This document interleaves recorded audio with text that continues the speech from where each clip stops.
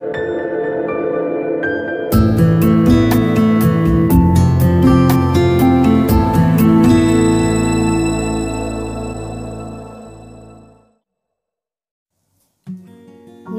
प्यारे दोस्तों, आप कैसे हैं?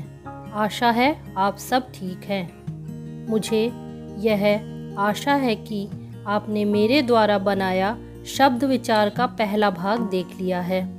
पहले भाग में हमने शब्द क्या होते हैं उसके बारे में जाना, उसके कितने भेद हैं यह भी समझा। शब्द सार्थक और निरर्थक होते हैं। सार्थक शब्दों के 4 भेदों में से 2 भेद हम पढ़ चुके हैं, जिनमें पहला रचना के आधार पर और दूसरा उत्पत्ति के आधार पर भेद है। आइए अब हम तीसरे भेद अर्थ के आधार पर शब्दों को जानते हैं। तीसरा हमारा भेद है अर्थ के आधार पर शब्दों के भेद। कुछ शब्द एक ही अर्थ प्रकट करते हैं तो कुछ शब्द अनेक अर्थ, कुछ शब्द विपरीत अर्थ देते हैं। इस तरह अर्थ की दृष्टि से शब्दों को निम्नलिखित वर्गों में विभाजित करते हैं। पहला है एकार्थक शब्द। ऐसे शब्द जिनका प्रयोग मात्र एक ही अर्थ के लिए किया जाता है उन्हें एकार्थक शब्द कहते हैं, जैसे गाय, बिल्ली, सूर्य, घोड़ा आदि एक ही वस्तु, एक ही जानवर या एक ही व्यक्ति के लिए प्रयोग किए जाते हैं, अतः ये एकार्थक शब्द हैं। दूसरा अनेकार्थक शब्द। ऐसे शब्द जिनका प्रयोग एक ही नहीं अपितु अनेक अर्थों में किया जाता है उन्हें अनेकार्थक शब्द कहते हैं। आपने देखा होगा एक ही शब्द के कई अर्थ निकलते हैं, उन्हें ही हम अनेकार्थक शब्द कहते हैं। जैसे अक्षर शब्द के अनेक अर्थ हैं, जैसे वर्ण, शब्द, ब्रह्मा, आत्मा, तपस्या आदि अक्षर शब्द के ही अनेक अर्थ हैं। इसके अतिरिक्त आपकी पुस्तक में दिए गए अनेक शब्द इसके उदाहरण हैं। पर्यायवाची शब्द या समानार्थी शब्द। ऐसे शब्द जो लगभग समान अर्थ देते हैं उन्हें हम समानार्थी या पर्यायवाची शब्द कहते हैं। जैसे कमल के पर्यायवाची नीरज, पंकज, जलज, सरोज आदि हैं। अर्थात ऐसे शब्द जिनके स्थान पर उसी का कोई पर्यायवाची प्रयोग किया जा सके वो पर्यायवाची या समानार्थी शब्द कहलाता है। चौथा विपरीतार्थक शब्द या विलोम शब्द। विपरीत या उल्टा अर्थ देने वाले शब्दों को हम विपरीतार्थक शब्द कहते हैं। यह विलोम शब्द हमारे साहित्य में कई जगह प्रयोग किए जाते हैं, जैसे हार का जीत, उदय का अस्त, ऊपर का नीचे आदि। पांचवा हमारा शब्द है श्रुति समभिन्नार्थक शब्द। ऐसे शब्द जो सुनने में तो एक समान लगे परंतु उनके अर्थ अलग अलग होते हैं, यानी ऐसे शब्द जो देखने में एक जैसे ही लगते हैं परंतु उनका अर्थ एकदम अलग होता है। जैसे अस्त्र का अर्थ फेंक कर चलाए जाने वाला हथियार है, परंतु शस्त्र का अर्थ हाथ से चलाए जाने वाला हथियार कहलाता है। इस तरह अस्त्र और शस्त्र सुनने में एक जैसे हैं परंतु दोनों का ही अर्थ अलग अलग होता है, इसीलिए ये श्रुति समभिन्नार्थक शब्द कहलाते हैं। छठा वाक्यांशों के लिए एक शब्द। वाक्यों को ज़्यादा बड़ा होने से बचाने के लिए हम वाक्यों के लिए एक शब्द का प्रयोग करना ज़्यादा पसंद करते हैं। यही वाक्यांशों के लिए एक शब्द है, अर्थात वाक्य बड़े ना हो इसके लिए हम एक शब्द का प्रयोग प्रायः करते हैं। जैसे जो बहुत बोलता हो के लिए हम वाचाल शब्द का प्रयोग करते हैं। शिक्षा पाने वाले के लिए शिक्षार्थी और मछली जैसी सुंदर आंखों वाली मीनाक्षी कहलाती है। इसी तरह हम पूरे वाक्यों के स्थान पर शब्द का प्रयोग अधिक करते हैं। अतः अर्थ के आधार पर शब्दों के मुख्यतः 6 भेद हैं।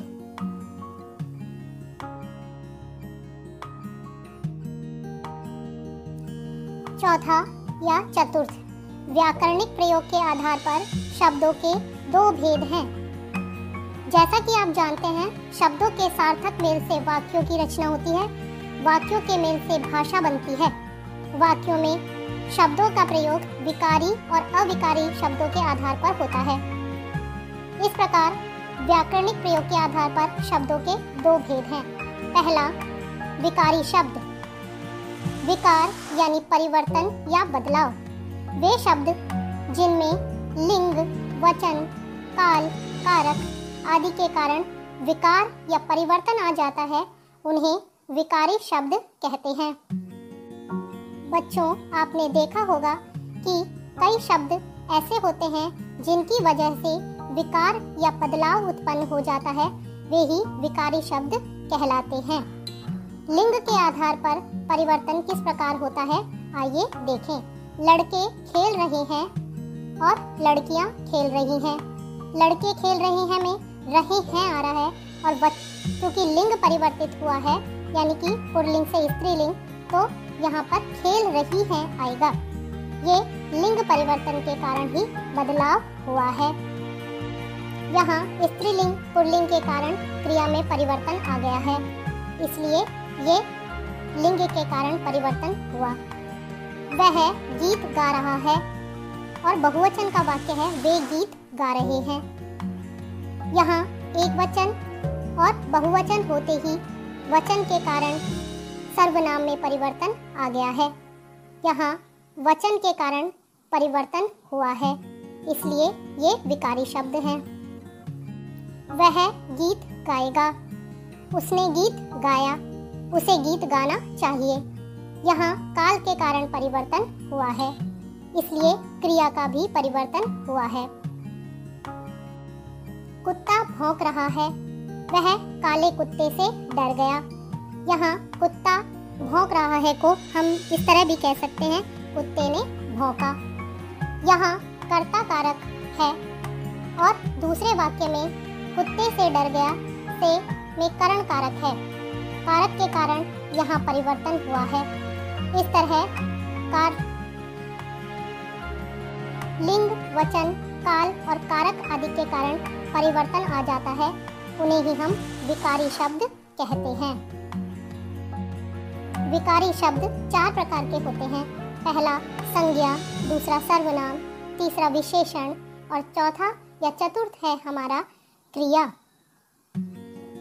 बच्चों, इनका अध्ययन हम अपनी कक्षा में ही आगे के अध्याय में करेंगे। प्रयोग के आधार पर दूसरा हमारा भेद है अविकारी शब्द। अ प्लस विकारी यानी जिनमें कोई परिवर्तन नहीं होता है, ऐसे शब्द अविकारी कहलाते हैं।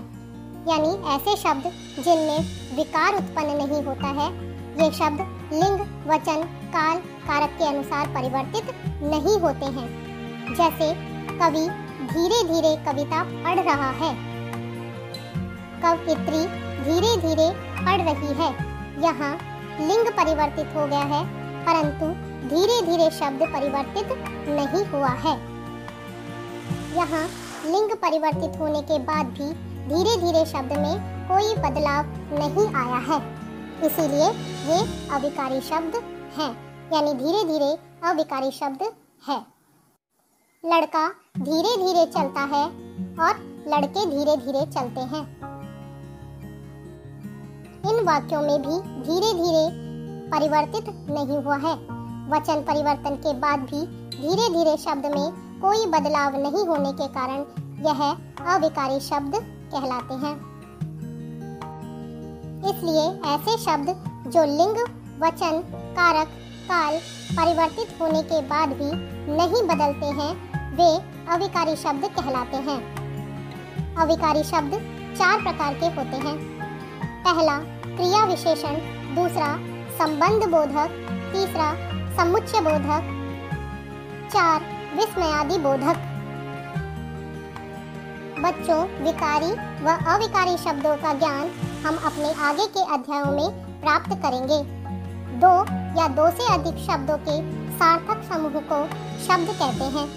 ये उत्पत्ति, रचना, प्रयोग और अर्थ के आधार पर चार हैं उत्पत्ति के आधार पर तत्सम, तद्भव, विदेशी व देशज शब्द, रचना के आधार पर रूढ़, यौगिक और योगरूढ़। इसी तरह प्रयोग के आधार पर विकारी और अविकारी शब्द। अर्थ के आधार पर भी इसके 6 भेद हैं: एकार्थक, अनेकार्थक, पर्यायवाची, विलोम, श्रुति संभिन्नार्थक व वाक्यांशों के लिए एक शब्द। इस प्रकार शब्द विचार में नए शब्दों के निर्माण, उत्पत्ति, अर्थ और प्रयोग पर कार्य किया जाता है। बच्चों, आशा है आप इस पाठ को समझ गए होंगे। इस पाठ को आप 3 बार ठीक तरीके से पढ़ें और समझने का प्रयास करें। अगर आपको कोई बिंदु समझ नहीं आता है तो आप कमेंट्स में पूछ सकते हैं। इस पाठ के मुख्य बिंदु कक्षा 6 व 7 की भाषा प्रीत के पाठ 4 में दिए गए हैं। आप पाठ के मुख्य बिंदु अपनी अभ्यास पुस्तिका में लिखेंगे और पूरे पाठ को ठीक प्रकार से याद करेंगे। पुस्तक में पीछे जो अभ्यास कार्य दिया गया है उसे आप अपनी पुस्तक में ही पूरा करें। बच्चों, अगर आपको कोई भी बात या कोई भी बिंदु समझ नहीं आया है तो आप उसे मुझसे पूछ सकते हैं। और अगर आपको ये पाठ समझ आ गया है तो अपने दोस्तों जो आपकी ही कक्षा में हैं, जिन्हें YouTube वीडियो का लिंक प्राप्त नहीं हो रहा है, उन्हें आप WhatsApp के द्वारा लिंक भी भेज सकते हैं। लाइक, सब्सक्राइब जरूर करें और शेयर भी। Thank you.